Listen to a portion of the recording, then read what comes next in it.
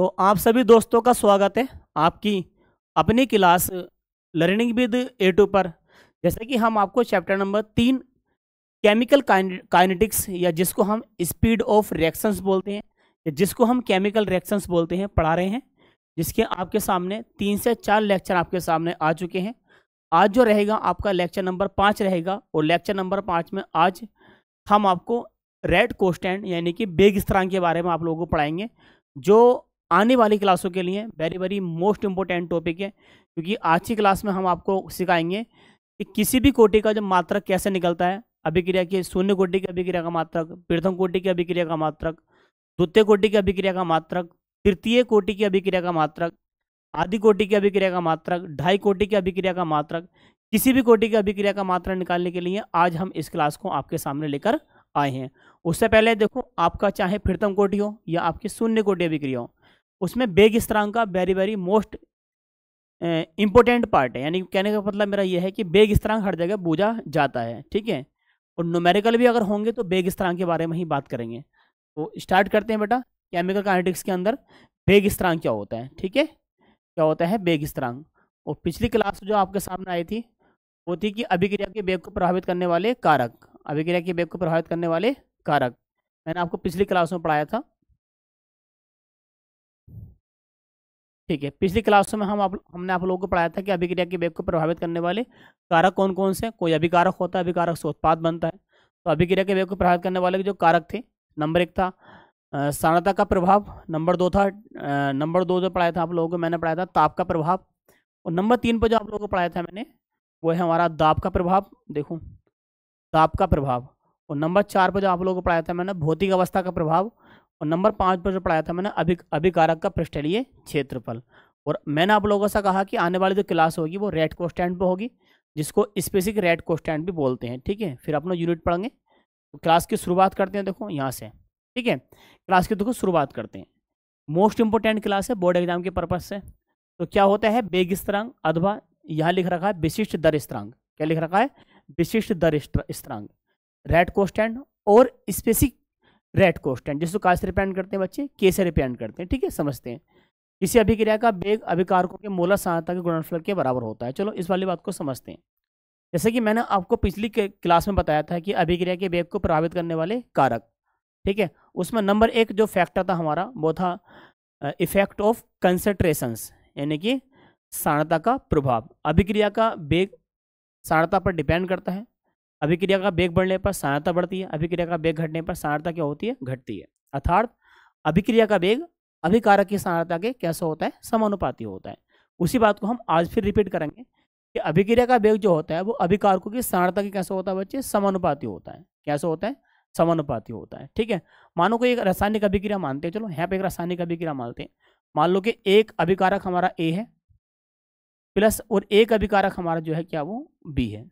उसके बाद हमने जो बनाया बच्चे वो बनाया प्रोडक्ट। क्या बनाया? प्रोडक्ट बना लिया। ऐसा करके हमने मान लिया ये प्रोडक्ट बन गया हमारा। अभिकारक ए के जो मोल दे रखे हैं बच्चे वो एक्स मान लो, इसके जो मान लो क्या मान लो? पाई मान लो। तो मैंने आप लोगों को बताया था किसी अभिक्रिया का वेग अभिकारकों की मोलर सांद्रता, अभिकारकों की मोलर सांद्रता के गुणनफल कैसा होता है? बराबर होता है। तो देखो, और मैंने आप लोगों को यही बताया था, अर्थात करके मैंने आप लोगों को ये भी बताया था कि अभिक्रिया का वेग जो होता है अभिकारक की सांद्रता के कैसे होता है? समानुपाती होता है। तो जो वेग हो जाएगा हमारा वेग, सही है, समानुपाती हो जाएगा। अभिकारक जो है हमारे, अभिकारक कौन कौन से?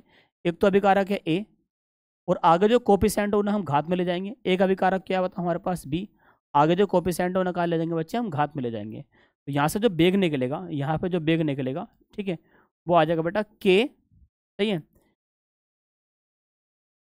ए की पावर एक्स और बी की पावर कितनी आ जाएगी बच्चे? पाई आ जाएगी, ठीक है। और परिभाषा में जो इसको हम इस टाइप से ले सकते हैं, डी आर अपॉन में डी टी बराबर के, अभिकारक ए की सांद्रता एक्स और अभिकारक बी की सांद्रता क्या होता है हमारे पास? बाई, ठीक है। इसको हम इस टाइप से भी लिख सकते हैं, जैसे कि मैंने आप लोगों को पिछली क्लासों में समझाया था ये वाली बात, ठीक है। तो इसको हम इस टाइप से भी लिख सकते हैं, देखो,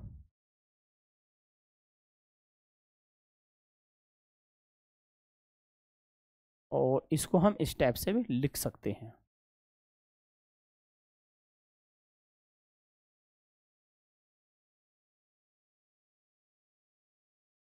यहाँ से जो कोस्टेंट निकला बेटे, यहाँ से जो कोस्टेंट निकला है, ये जो कोस्टेंट निकला के, क्या मैंने पिछली क्लासों में आप लोगों को बताया था कि अभिक्रिया का जो वेग होता है वो अभिकारकों की सांद्रता के गुणनफल कैसा होता है, बराबर होता है। और यहाँ भी देखो ये लिख रखा है, किसी अभिक्रिया का वेग अभिकारकों के मोलर सांद्रता के गुणनफल कैसा होता है, बराबर होता है। क्या? अभिक्रिया का वेग। ठीक है, तो यहाँ से हम बात करते हैं। देखो यहाँ पे जो कोस्टेंट निकला बेटा, यहाँ पे जो कोस्टेंट निकला, वही जो कोस्टेंट उसको बोलेंगे हम, उसको बोलेंगे बेटा वेग स्थिरांक। क्या बोलेंगे? वेग स्थिरांक। और इसी हम वेग स्थिरांक को हम अथवा करके, इसी वेग स्थिरांक को अथवा करके हम बोलेंगे विशिष्ट दर स्थिरांक, विशिष्ट दर स्थिरांक, स्थिरांक, या इसको हम बोलेंगे वेग गुणांक। क्या बोलते हैं इसको? हम वेग गुणांक बोलते हैं। ठीक है, इस टाइप से हम जो है इसको हमने लिख दिया। ठीक है, तो कुछ नहीं था कि वेग स्थिरांक या अथवा विशिष्ट दर स्थिरांक क्या होता है? किसी रासायनिक अभिक्रिया भाग लेने वाले किसी रासायनिक अभिक्रिया का वेग, किसी रासायनिक अभिक्रिया का वेग अभिकारकों की सांद्रता के गुणनफल, अभिकारकों की सांद्रता के गुणनफल कैसा होता है, बराबर होता है। ठीक है, इस वाली बात को हमने आप लोगों से देखो प्रूव कर दिया है। यहाँ अगर मैं इस समीकरण में वेग निकालूं, जैसे कि मैंने इधर निकाला है, एक बार और समझा रहे हैं आप लोगों को, तो यहाँ पर आ जाएगा बेटा के। सही है, अभिकारक कौन है? एक अभिकारक है ए, उसकी घात कितने मान लेंगे बाई, वो एक्स, और एक अभिकारक क्या है बताओ बी, उसकी घात कितने मान लेंगे बेटे हम, बाई मान लेंगे। ठीक है, यहाँ पे जो कोस्टेंट निकला है, यहाँ पे जो के है हमारे पास के, और ये के जो है इसको हम क्या बोलेंगे, वेग स्थिरांक, या इसको हम क्या बोलेंगे, विशिष्ट दर स्थिरांक बोलेंगे। ठीक है, अब बात आगे चलते हैं। सर वेग स्थिरांक जो होता है हमारा, वेग स्थिरांक वो किन किन बातों पर निर्भर करता है? ठीक है, वेग स्थिरांक किन किन बातों पर निर्भर करता है, इसके बारे में देखो हम डिस्कस करने के लिए जा रहे हैं। अभिक्रिया का जो वेग स्थिरांक होता है ताप पर निर्भर करता है। किस पर निर्भर करता है? ताप पर निर्भर करता है, यानी कि जो ताप वृद्धि पर क्या होता है, बढ़ता है। यदि ताप बढ़ेगा तो अभिक्रिया का वेग स्थिरांक भी क्या होगा, बढ़ेगा। उत्प्रेरक पर भी निर्भर करता है। किस पर निर्भर करता है बताओ? उत्प्रेरक पर भी निर्भर करता है। यह अभिकारकों की सांद्रता पर निर्भर नहीं करता, अभिकारकों की सांद्रता पर निर्भर नहीं करता। अभिकारकों की सांद्रता पर जो निर्भर करेगा वो अभिक्रिया का वेग करता है, लेकिन वेग स्थिरांक निर्भर नहीं करता है। जैसे ये भी अभी मैंने आप लोगों को पढ़ाया था कि वेग जो था हमारा, वेग बराबर के, अभिकारक हमारा ए मान लिया, ए की पावर कितनी मान ली, एक्स, और अभिकारक हमने आपका बी मान लिया, उसकी पावर कितनी मान ली आप लोग, हमने बाई मान लिया। तो ये जो वेग स्थिरांक होता है, वेग स्थिरांक, ये अभिकारकों की सांद्रता पर निर्भर नहीं करता है, अभिकारकों की सांद्रता पर निर्भर नहीं करता है। ठीक है, नहीं करता है। जबकि अभिकारकों की सांद्रता पर जो निर्भर करता है वो कौन करता है बच्चे? वो वेग निर्भर करता है। कौन निर्भर करता है बताओ? वेग निर्भर करता है। ठीक है, आगे पढ़ेंगे। अभिकार की कोटि पर निर्भर करता है, अभिक्रिया की कोटि पर निर्भर करता है। ठीक है, अभी आने वाली क्लासें जो होंगी वो अभिक्रिया की कोटि ही होगी, जो अन्य आने वाली क्लासें वो अभिक्रिया की क्या होगी बताओ? कोटि ही होगी। और वेग स्थिरांक का मान, वेग स्थिरांक का मान बढ़ने पर अभिक्रिया का वेग भी क्या होता है, बढ़ता है। ठीक है, वेग स्थिरांक का मान बढ़ने पर अभिक्रिया का वेग भी क्या होता है, देखो बढ़ता है। मैं यहाँ आप लोगों को प्रूव करा रहा हूँ। ठीक है, इस वाली बात को। ठीक है, आप स्क्रीनशॉट ले लो इसका। ठीक है, स्क्रीनशॉट ले लो आप इसका। ठीक है, मैं यह वाली बात प्रूव कराने के लिए जा रहा हूँ कि जो वेग स्थिरांक का मान, वेग स्थिरांक का मान बढ़ने पर अभिक्रिया का वेग भी क्या होता है, बढ़ता है। ठीक है, यह वाली बात मैं प्रूव कराने के लिए जा रहा हूँ। देखो चलो कोई नहीं, मानो कोई अभिक्रिया हमने ए प्लस बी मानी थी, अभी ए प्लस, और हमने क्या माना था, बी। इसके कोएफिशिएंट माने मैंने ए एक्स, और इसके माने थे बाई। लास्ट में जाकर क्या माना था? लास्ट में जाकर माना था प्रोडक्ट। ठीक है, तो जहाँ से जो वेग निकलेगा बच्चे, वेग जो निकलेगा वो निकलेगा के। सही है, के अभिकारक जो है हमारा ए की सांद्रता की पावर एक्स, और अभिकारक बी की सांद्रता की पावर कितनी बताओ, बाई हो जाएगी। ठीक है, यदि मैं अभिकारक ए की सांद्रता या अभिकारक बी की सांद्रता का मान कितना मान लूँ, 1 मोल मिलीलीटर मान लूँ, 1 मोल बटे लीटर मान लूँ, 1 मोल बटे लीटर अगर मैंने मान लिया है, इसका मान ही मैंने 1 मान लिया, इसका मान ही मैंने 1 मान लिया, तो वेग जो हो जाएगा बच्चे, वेग जो हो जाएगा किसके बराबर हो जाएगा बताओ? के के बराबर हो जाएगा। वेग जो हो जाएगा किसके बराबर हो जाएगा बेटा? के बराबर हो जाएगा। इसका मान ही मैंने 1 माना है, इसका मान ही मैंने कितना माना है? 1। इसका मान ही मैंने 1 माना है। जब 1 की गुणा 1 से करेंगे तो 1 आ जाएगा, और 1 की गुणा करेंगे के से तो क्या आ जाएगा? के आ जाएगा। ठीक है, तो वेग स्थिरांक जो होता है, वेग स्थिरांक जिसको हम बोलते हैं के, वेग स्थिरांक का मान अभिक्रिया के किस पर डिपेंड करता है बताओ? वेग पर डिपेंड करता है। वेग स्थिरांक का मान बढ़ने पर अभिक्रिया का वेग भी क्या होता है, बढ़ता है। कब? इकाई आयतन में, इकाई सांद्रता पर है, इकाई सांद्रता पर। यहाँ पर मैंने यह प्रूव कर दिया है कि इकाई सांद्रता पर अभिक्रिया का वेग स्थिरांक कैसा होता है, बराबर होता है। वेग स्थिरांक का मान बढ़ने पर अभिक्रिया का वेग भी क्या होता है, बढ़ता है। ठीक है, ये वाली बात आप लोगों को मैंने प्रूव कर दी। ठीक है, आप इस वाली बात को याद रखियो। ठीक है, अगला टॉपिक लेकर चलते हैं। देखो बेटा, अगला टॉपिक जो है वो वेरी वेरी मस्ट इंपॉर्टेंट है। अगला जो पॉइंट है देखो वेरी वेरी मस्ट इंपॉर्टेंट है। आने वाली क्लासों के लिए ये वाली बात हम जो आपको पढ़ाने के लिए जा रहे हैं, ये इंपॉर्टेंट बात है कि अभिक्रिया का जो वेग स्थिरांक की इकाई कैसे निकालोगे आप। अभिक्रिया के वेग स्थिरांक की इकाई कैसे निकालोगे। शून्य कोटि की अभिक्रिया की वेग स्थिरांक का मात्रक क्या होगा। इकाई बोले तो मात्रक, इकाई मात्रक या यूनिट बात एक ही होती है। जैसे कि मैंने आप लोगों को बताया था कि कहीं कहीं जो लिखा हुआ होता है बच्चे वो इकाई होती है, कहीं कहीं लिखा हुआ होता है बेटा मात्रक होता है, और इस सब को ही हम बोलते हैं बच्चे यूनिट। क्या बोलते हैं इसको हम, यूनिट। शून्य कोटि की अभिक्रिया का मात्रक क्या होगा, प्रथम कोटि की अभिक्रिया का मात्रक क्या होगा, आदि कोटि की अभिक्रिया का मात्रक क्या होगा, सभी कोटि की अभिक्रिया का मात्रक मैं आप लोगों को निकालने के लिए जा रहा हूँ। ठीक है, माना कि रासायनिक अभिक्रिया निम्न प्रकार, देखो मैंने माना, क्या माना कि एक अभिक्रिया है, माना रासायनिक अभिक्रिया निम्न प्रकार है। रासायनिक अभिक्रिया निम्न प्रकार है, निम्न प्रकार है। माना कि रासायनिक अभिक्रिया निम्न प्रकार है। ठीक है, अभिक्रिया क्या है, एक हमारा अभिकारक ए है प्लस एक अभिकारक क्या बताओ बी है। एरो के बाद क्या बनता है बच्चे, उत्पादक बन गया। क्या बन गया, देखो उत्पादक बन गया। अभिकारक ए के मोल कितने मान लिए हमने एक्स, और अभिकारक बी के मोल कितने मान लिए हमने बाई मान लिए। ठीक है, अभिकारक एक्स के जो मोल है वो एक्स है, अभिकारक जो बी है उसके मोल कितने बच्चे बाई है, और एरो के बाद क्या बन गया, एक उत्पादक बन गया। ठीक है, तो अब हम जाकर यहाँ पे मैं बेग निकालूं। ठीक है, जैसे मैं अभी आप लोगों को पढ़ाया था, बेग जो होता है वो बराबर के अभिकारक जो ए है इसकी सारणता की पावर एक्स, अभिकारक जो बी है इसकी सारणता की पावर क्या मान लेंगे हम, बाई मान लेंगे। ठीक है, ये वाली बात आप लोगों को मैंने अभी पढ़ाई भी है, और मैंने एक बात तो लिख दिया।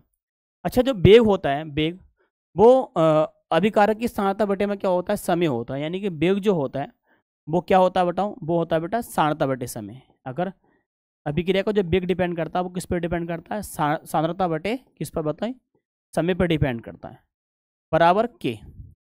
ठीक है, ये क्या है, बड़ा ब्रैकेट मैंने आप लोगों को पिछली क्लास में बताया, और है भी मैं एक बार रिपीट करता हूँ। बड़ा ब्रैकेट जो है वो क्या है, वो एक सांद्रता है की पावर क्या मान लेंगे बच्चे, एक्स, और ये भी क्या है, एक सांद्रता की पावर कितनी मान लेंगे बच्चे हम, बाई मान लेंगे।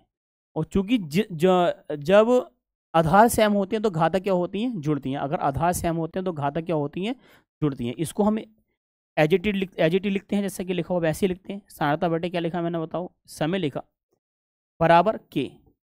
अब यहाँ पर मैं सांद्रता की पावर क्या मैं एक्स प्लस बाई लिख सकता हूँ। जब आधार सेम होते हैं तो घातक क्या होती हैं, जुड़ जाती हैं। सही है, जब आधार सेम होते हैं तो घातक क्या हो जाती है बच्चे, जुड़ जाती हैं। ठीक है, आगे चलते हैं। देखो देखो मेरी बात को समझो, क्योंकि मैं एक्स प्लस बाई बराबर मानता हूँ बेटा एन, एक्स प्लस बाई बराबर क्या मान लिया मैंने बताऊँ, एन मान लिया, और एन जो है ऑर्डर ऑफ रिएक्शंस है।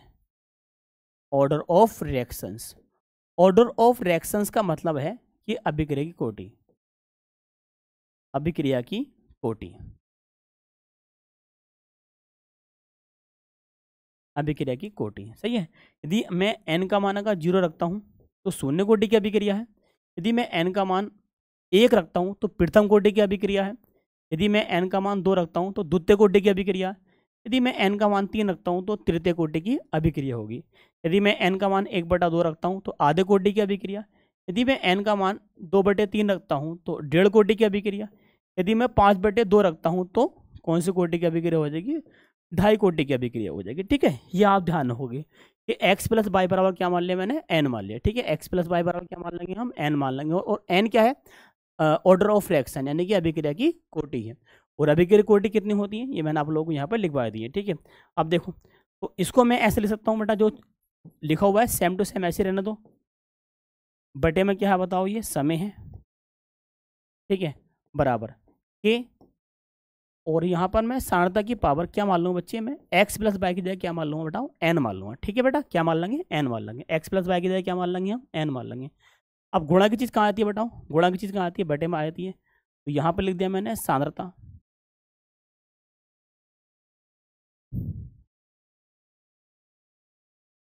बटे में क्या लिख दिया बताओ मैंने, समय।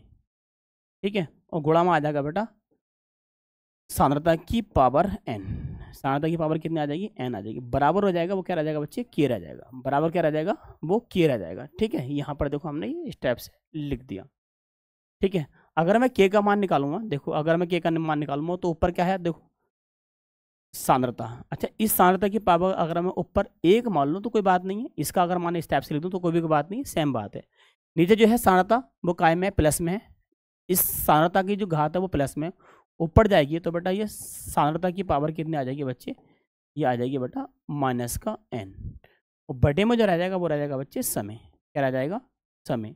अब बताओ, अभी भी सेम बात वही है, ये आधार अगर सेम होते हैं तो घात क्या होती हैं, जुड़ जाती हैं।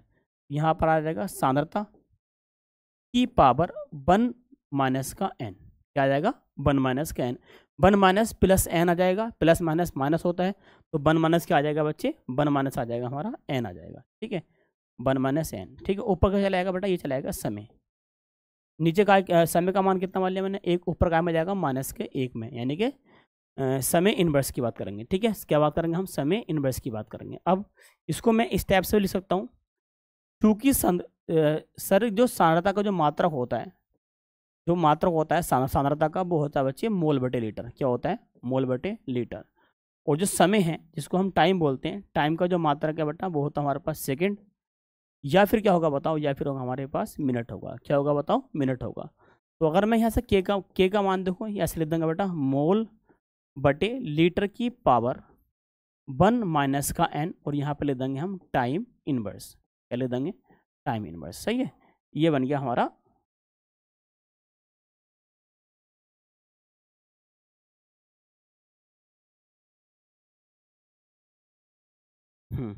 ये जो बन गया, देखो हमारा ये शेप लेते हैं हम। ठीक है, ये जो बन गया बेटा ये फार्मूला बन गया। ठीक है, ये बन गया फार्मूला, यहाँ से क्या बन गया बेटा, ये फार्मूला बन गया। ठीक है, ये देखो, अब किसी भी कोटि का अगर आप लोगों को मात्रा निकालना है तो आप क्या है, उसका मान रख दो और आपको निकल कर आ जाएगा। जैसे कि मैं आप लोगों से कह रहा हूँ बेटा, मात्रा निकालना आपको ऐसा मान लो कि शून्य कोटि की अभिक्रिया का मात्रक है, unit of zero order reactions. चलो इंग्लिश में लिखते हैं, जीरो ऑर्डर रिएक्शंस, यानी कि शून्य कोटि की अभिक्रिया का मात्रक क्या होता है। तो आप कुछ नहीं, बस एन की जगह कितना रख देंगे, एन की जगह आप जीरो रख दो, एन की जगह आप जीरो रख दोगे तो हो जाएगा बेटा के बराबर मोल बटे लीटर की पावर 1 माइनस का जीरो। एन की जगह कितना रख देंगे बेटा, हम एन की जगह कितना रख देंगे, देखो यहाँ पे क्या है, ये एन तो है, अगर इसकी बात करेंगे तो बताओ क्या, बताओ ये एन है, तो एन की जगह हम कितना रख देंगे बताओ, एन की जगह रख देंगे जीरो। यहाँ रखा बताओ हमारे पास टाइम इनवर्स, क्या रखा है, टाइम इनवर्स। एक में से जीरो जीरो जाएगा तो एक ही बचेगा, तो यहाँ आ जाएगा बेटा मोल बटे में लीटर, और यहाँ आ जाएगा टाइम इनवर्स, टाइम इनवर्स। यानी कि दो मात्रक हो सकते हैं इसके, एक जो मात्रक हो सकता है वो हो सकता है मोल लीटर इनवर्स और सेकंड इनवर्स, क्या हो जाएगा, सेकंड इनवर्स। टाइम को कायम रख सकते हैं हम सेकंड को, या टाइम को हम कायम रख सकते हैं बेटा मिनट में भी रख सकते हैं, मोल लीटर इनवर्स और क्या बताओ मिनट इनवर्स। ये इस टाइप से हम दोनों रूप में हम इसको जो है रख सकते हैं। तो शून्य कोटि की अभिक्रिया का जो मात्रक बन गया, ठीक है, शून्य कोटि के जो अभिक्रिया का मात्रक बन गया वो मोल लीटर इनवर्स या सेकंड इनवर्स होता है, या मोल लीटर इनवर्स, ये क्या होगा बताओ मिनट इनवर्स होगा। ठीक है, ये दो मात्रक हो गए। इसी प्रकार देखो, इसी प्रकार अगर देखो मैं आगे बात करूंगा, यदि मैं है बोलता हूँ देखो unit of first order reaction, first order reaction, unit of first order reactions, यानी कि एन का मान आप कितना रखोगे बच्चे, एन का मान रखोगे आप ए, तो के बराबर निकल कर आ रहा है हमारा मोल बटे लीटर, मोल बटे लीटर की पावर 1 माइनस का एन की जगह कितना रखा जाएगा बेटा, एन की जगह रखा जाएगा एक, और यहाँ आ जाएगा बेटा टाइम इनवर्स, क्या आ जाएगा टाइम इनवर्स। सही है, आगे हम करेंगे। ठीक है, अगर मैं आगे लिखूँ तो देखो एक से एक कट जाएगा, तो मोल बटे लीटर की जो पावर हो जाएगी, ठीक है, वो हो जाएगी जीरो, और जिसकी पावर होती है बेटा जीरो उसका मान कितना होता है बच्चे 1 होता है, उसका मान कितना होता है 1, और यहाँ क्या आ जाएगा बताओ टाइम इनवर्स। सही है, क्या हो जाएगा टाइम इनवर्स, इसका मान 1 हो जाएगा, और फिर क्या आ जाएगा बताओ टाइम इनवर्स आ जाएगा। तो डायरेक्टली मैं यहाँ पे लिख दूंगा, वो देखो लिखूंगा जो डायरेक्टली बेटा यहाँ पे ले देंगे हम टाइम इनवर्स, क्या हो जाएगा बताओ टाइम इनवर्स। यानी कि शून्य कोटि का प्रथम कोटि का अभिक्रिया के दो मात्रक हो सकते हैं, एक तो हमारा हो गया सेकंड इनवर्स, क्या बताओ सेकंड इनवर्स, और एक जो हो सकता है वो हो सकता है हमारा मिनट इनवर्स। क्या बताओ? Minute inverse. सही है, याद रखने वाली बात है, बहुत इंपॉर्टेंट बात चल रही है आप लोगों को। शून्य कोटि की अभिक्रिया का मात्रक, प्रथम कोटि की अभिक्रिया का मात्रक। इसी प्रकार देखो द्वितीय कोटि की अभिक्रिया का मात्रक निकालेंगे, कुछ नहीं है, एन की जगह आप 2 रख दो, एन की जगह आप 2 रख दो, कुछ नहीं है। देखो unit of second order reactions, second order reactions, second order reactions. तो के एन की जगह आप कितना रखोगे बच्चे? 2 रखोगे। कितना रखोगे? 2 रखोगे।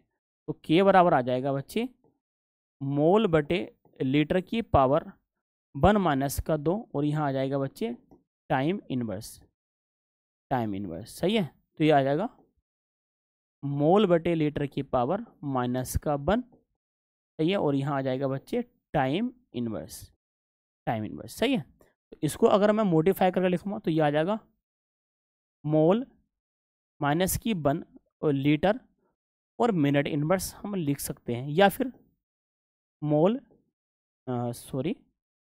या फिर हम देखो क्या लिख सकते हैं बेटा, मोल माइनस की 1 लीटर और क्या बताओ सेकेंड इनवर्स रख सकते हैं। ठीक है, तो 2 मात्रक आप लोगों को देखो ये निकल कर आ गए। ये कौन सी कोटि का अभिक्रिया का मात्रक है बताओ? ये कौन सी कोटि का अभिक्रिया का मात्रक है?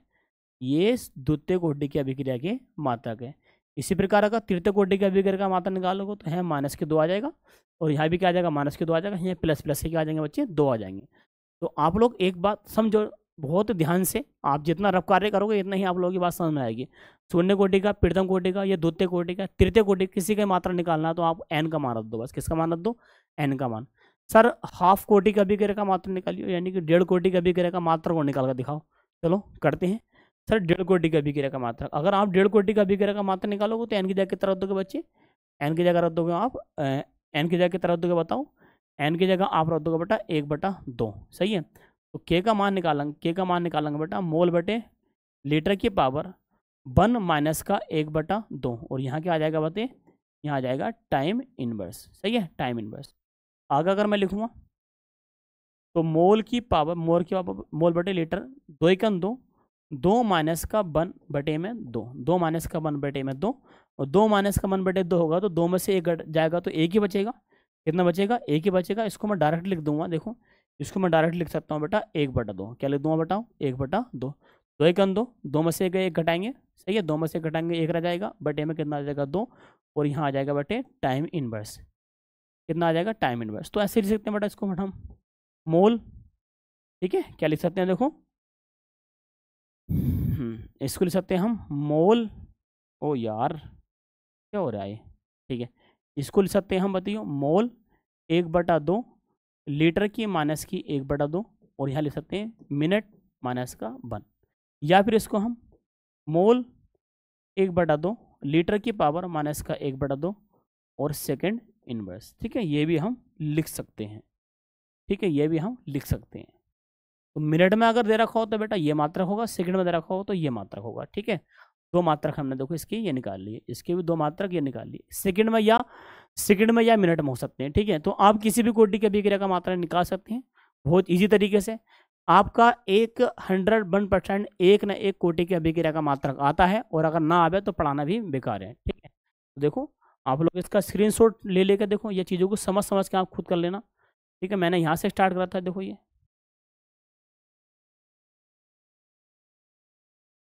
यहाँ से देखो। ठीक है, यहाँ से देखो ये के मोल बटे लीटर की पावर 1 माइनस का टाइम इनवर्स से हम किसी का भी मात्रक हम निकाल सकते हैं, और मैंने प्रूव करा कि किस टाइप से आपका मात्रा निकल के आ सकते हैं। ठीक है, आप इसका स्क्रीनशॉट ले लो। ठीक है, अगर स्क्रीनशॉट ले लिया तो चलते हैं आगे। और अगला जो पॉइंट है बेटा वो है देखो आरएनएस समीकरण। अगला जो पॉइंट है वो क्या बेटा? आरएनएस समीकरण मोस्ट इंपोर्टेंट है, मोस्ट आईएमपी है आरएनएस समीकरण। आरएनएस समीकरण जो है उसके हम आप लोगों को प्रूफ करेंगे। आरएनएस समीकरण क्या होता है एक्स्ट्रा शॉर्ट बताएंगे आप लोगों को, आपको लोगों को न्यूमेरिकल कराएंगे उसका। देखो न्यूमेरिकल 1 2 3 4 न्यूमेरिकल आप लोगों को कराने हैं मुझे, ये न्यूमेरिकल कराने में आप लोगों को। ठीक है, तो अगली क्लास में मिलते हैं आप लोगों को। ठीक है, आज के लिए इतना ही रखते हैं, क्योंकि जो आने वाले जो क्लास होगी आरएनएस समीकरण, जो आरएनएस समीकरण होगी बच्चा वो कम से कम आप मेरे अंदाज से मैं मानता हूँ कि 1 घंटे क्लास होगी, पूरी 1 घंटे की क्लास होगी आरएनएस समीकरण पर। तो अगली क्लास से मिलते हैं, ठीक है। आज के लिए इतना ही, थैंक यू।